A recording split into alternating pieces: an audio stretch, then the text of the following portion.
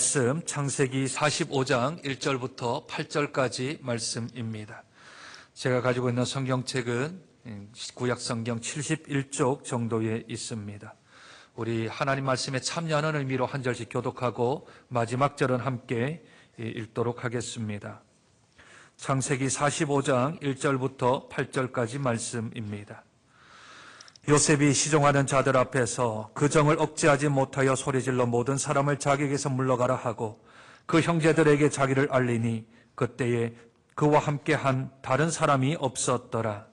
요셉이 큰 소리로 우니 바로의 궁중에 요셉이 그 형들에게 이르되 나는 요셉이라 내 아버지께서 아직 살아 계시니까. 형들이 그 앞에서 놀라서 대답하지 못하더라. 그들이 가까이 가니 이르되 나는 당신들의 아우 요셉이니 당신들이 애굽에 당신들이 나를 이곳에 팔았다고 해서 근심하지 마소서 한탄하지 마소서.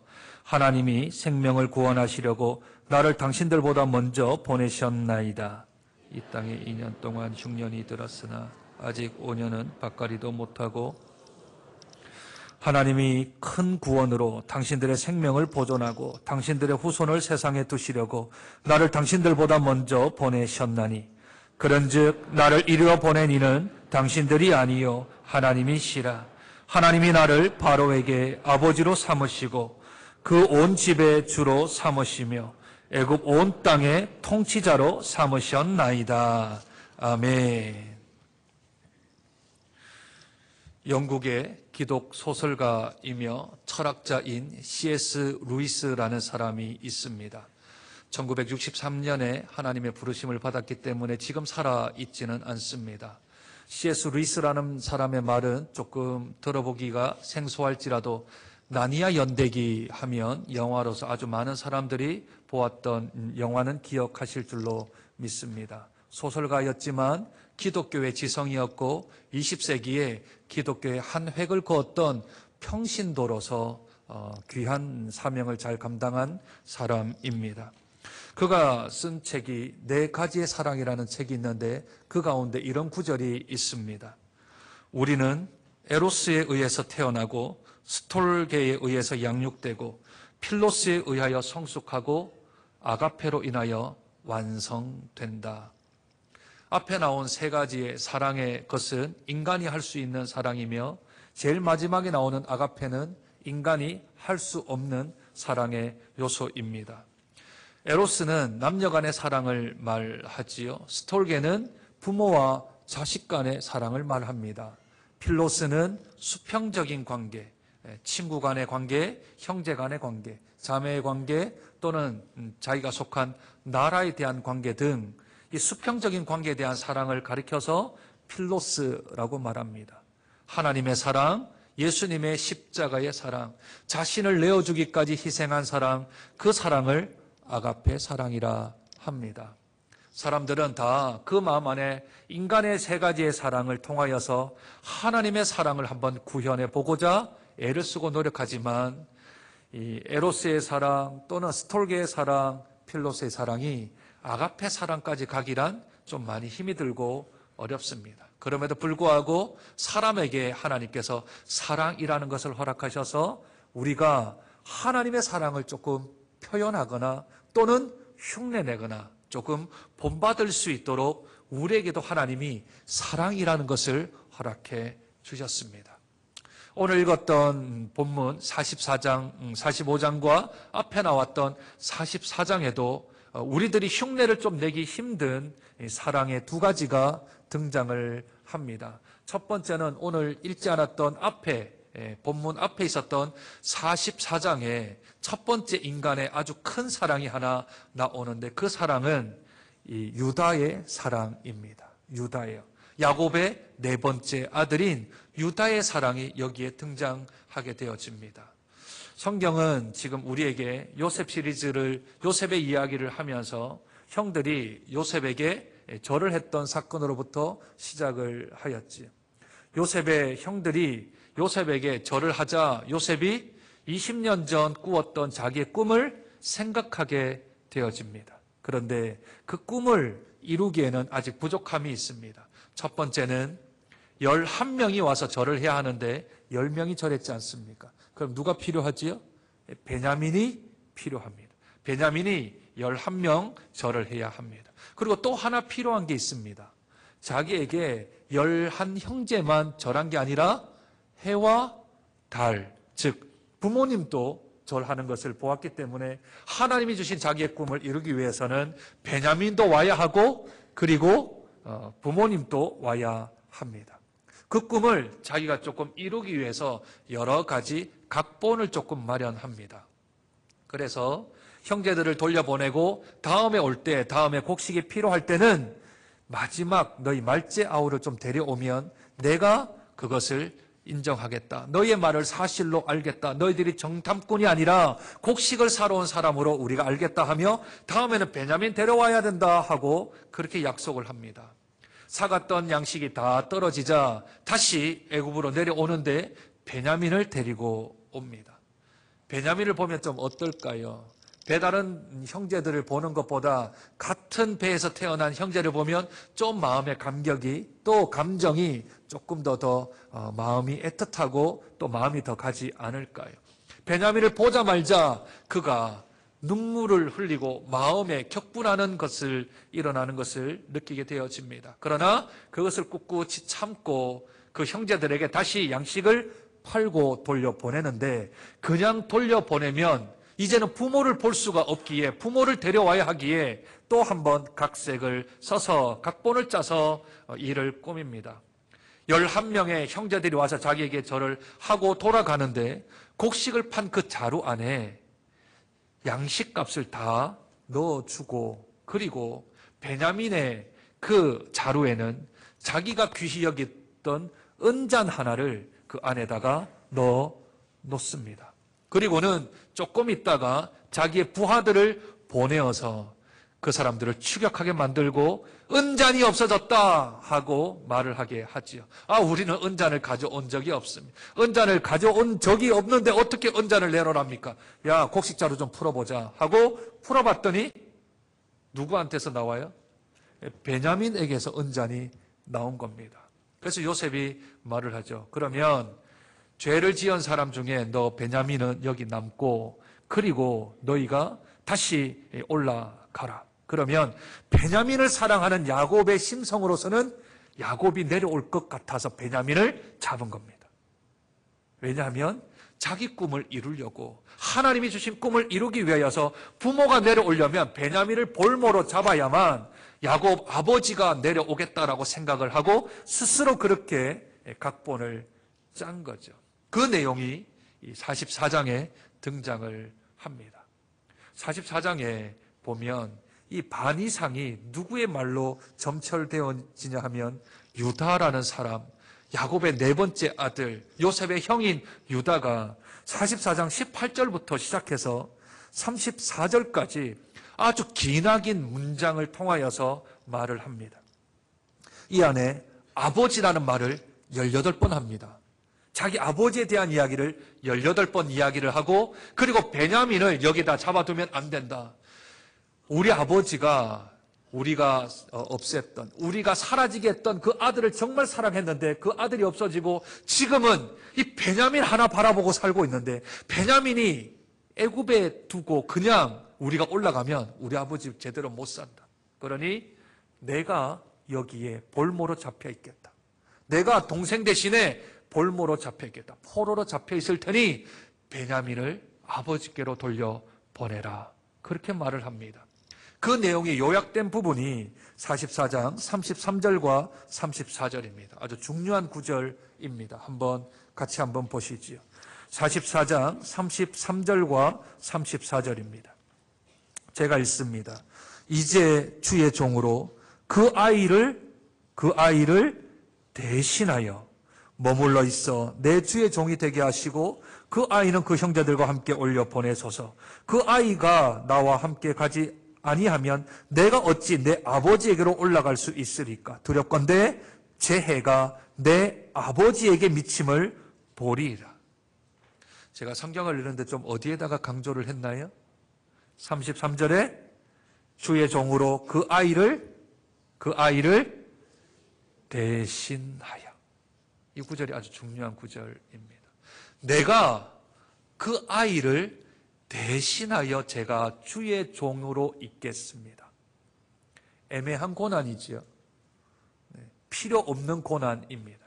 굳이 내가 당하지 않아도 될 고난입니다. 내 자료에서는 은잔이 안 나왔습니다.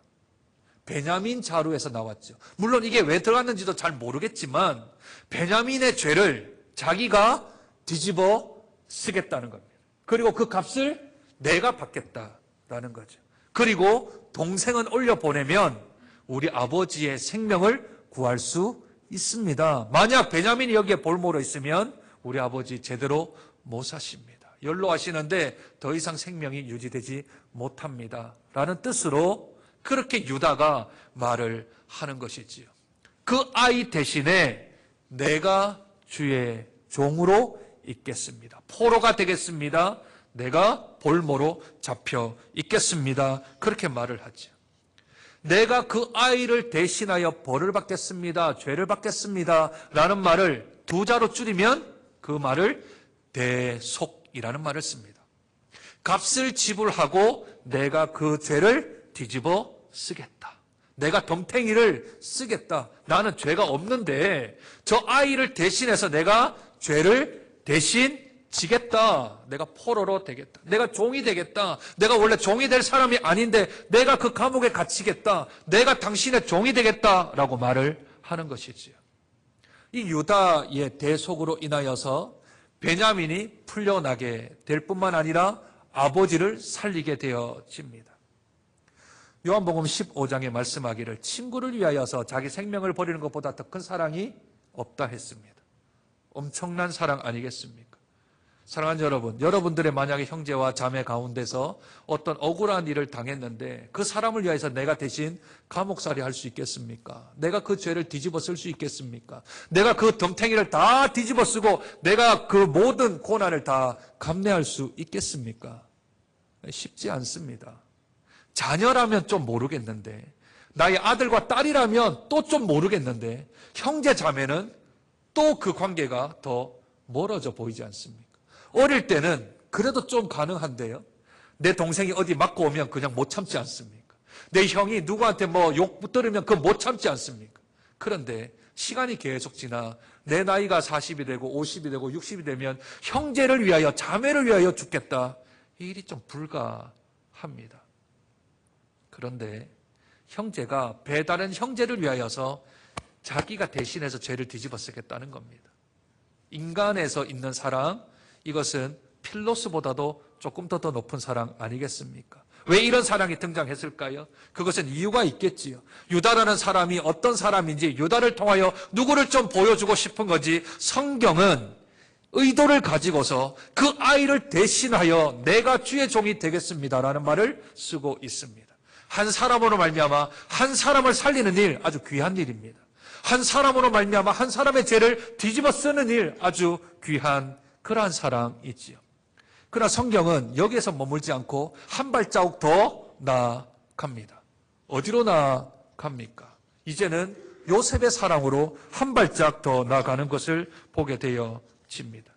요셉은 그가 했던 말들을 통하여서 이제는 유다가 한 사람을 구하고 한 사람의 죄를 뒤집어 쓰는 것에서 조금 더 나아가 한 가정, 한 집안, 한 후손, 한 공동체에 대한 것으로 조금 더 확장되는 모습을 보게 되어집니다. 오늘 읽었던 4절에 요셉이 자기의 신분을 밝히지요. 내가 누구라고 밝힙니까? 4절 한번 보시지요.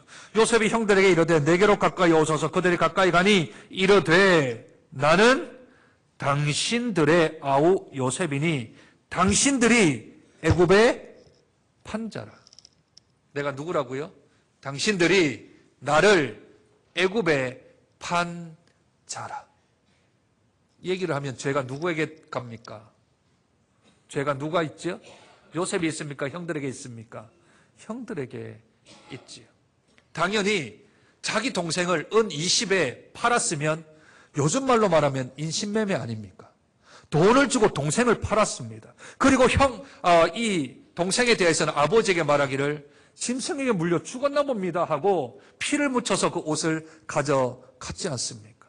그러니 완전 범죄를 하려고 하는데 갑자기 동생이 나타나서 자기들의 동생이라고 나타나면 얼마나 놀랐겠습니까? 그리고 자기들은 지금 땅에 엎드려 있지 않습니까? 그리고 동생은 저 국무총리의 자리에 앉아 있지 않겠습니까? 야, 복수, 알복수가 나오겠다. 그러지 않을까요?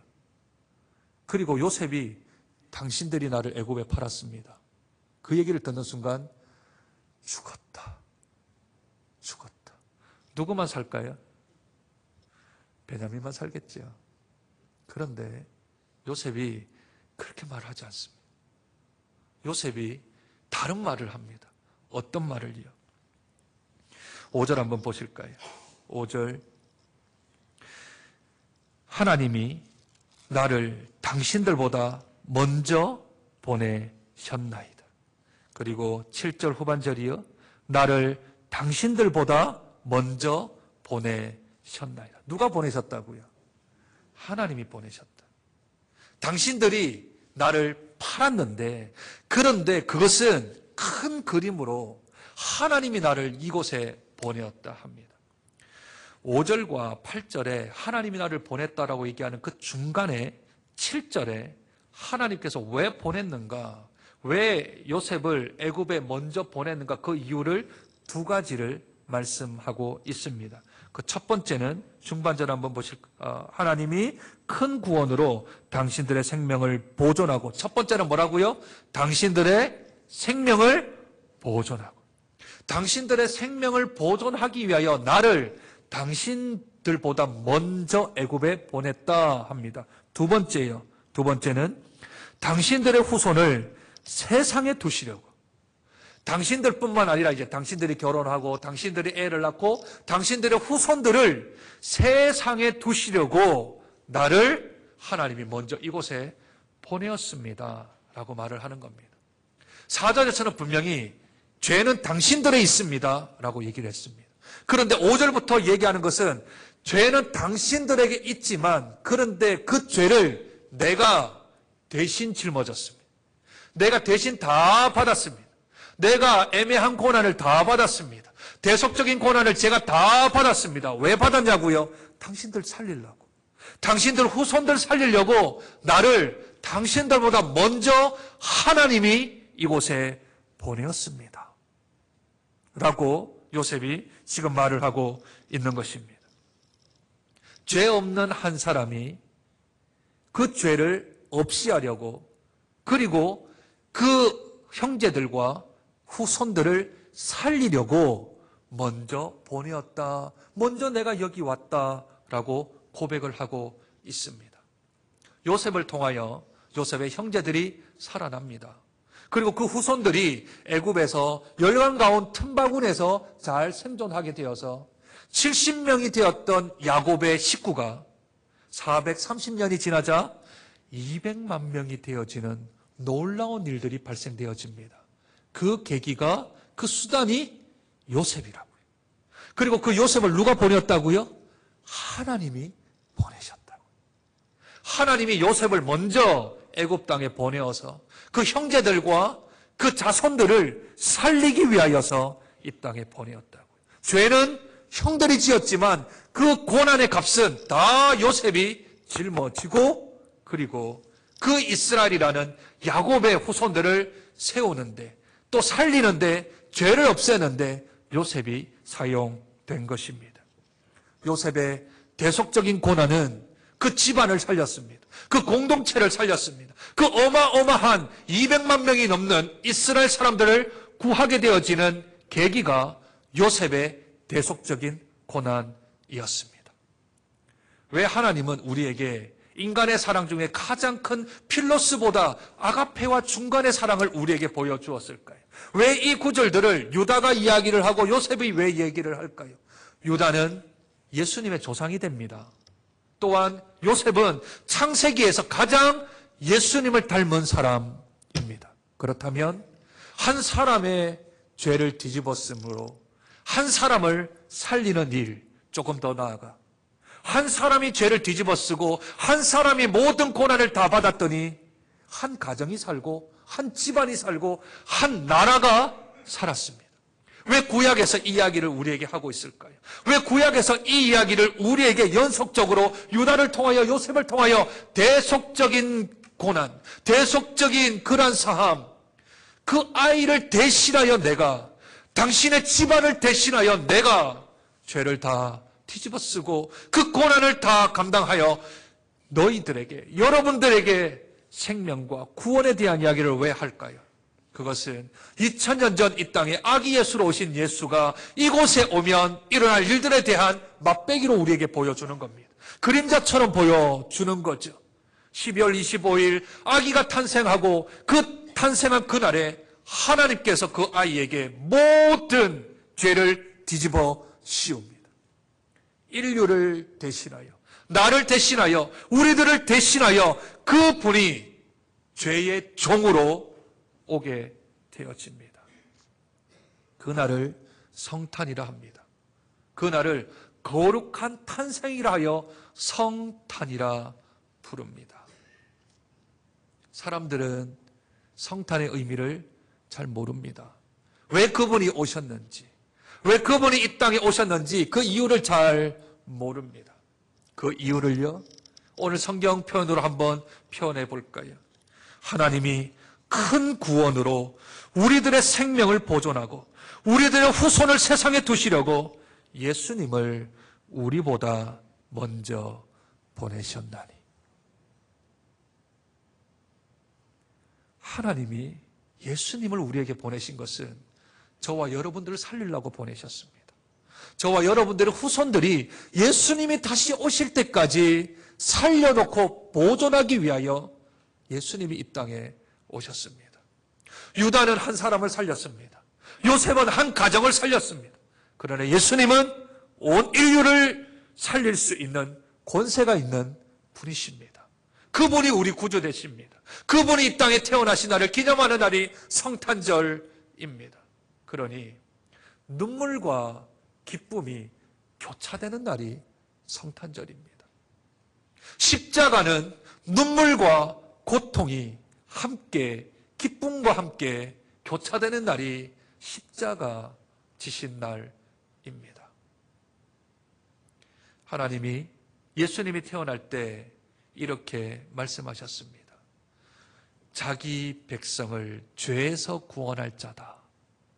자기 백성을 죄에서 구원할 자다. 이걸 한마디로 말하면 대속이라고 말합니다. 구속이라고 말하죠.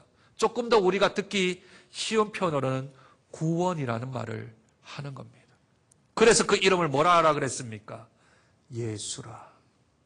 예수라는 이름 뜻이 자기 백성을 죄에서 구원할 자이십니다. 친구를 위하여서 자기 생명을 버리면 그보다 더 큰 사랑이 없다 했는데 예수님이 우리의 친구라 말씀하십니다. 그래서 자기 생명을 버리셨다. 자기의 모든 죄 없음에도 불구하고 인류의 모든 죄, 아니 나의 죄, 우리 여러분들과 저의 죄를 다 뒤집어 쓰고 우리를 대신하여 죄를 뒤집어 쓰기 위하여 이 땅에 오신 날이 성탄절입니다.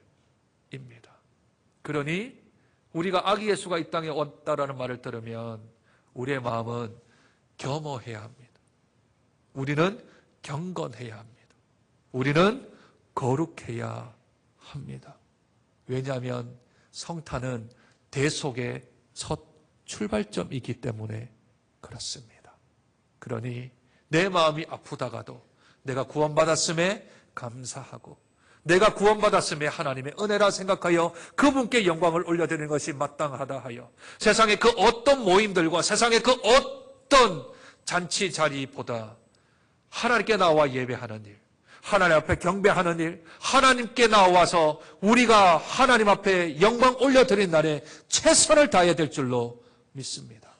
이번 한 주간 동안 수요일이 공휴일이라 해서 여기저기에 다른 계획들을 세우는 것보다 이번 한 주간만 더욱더 경건하게, 내가 살 수 있는 날 중에 가장 경건하게, 내가 살 수 있는 동안 가장 거룩하게, 내가 살 수 있으면 가장 죄를 짓지 아니하며 경건하게 이 땅에 죄를 짊어지고 대속하신 예수 그리스도의 탄생을 준비해야 될 줄로 믿습니다. 그래야 참된 성탄, 참된 아기 예수가 이 땅에 오신 그 대속의 의미를 우리들은 잘 새겨 나가는 것이지요. 생명을 보존하는 일, 우리의 생명을 구원하는 일, 그 일 때문에 예수님이 이 땅에 오셨습니다. 그러니 그 오심을 다시 한 번 더 마음속에 깊이 있게 새기고, 이번 한 주간 동안 내가 예수님 닮으면 나는 어떻게 대속의 삶을 살 것인가?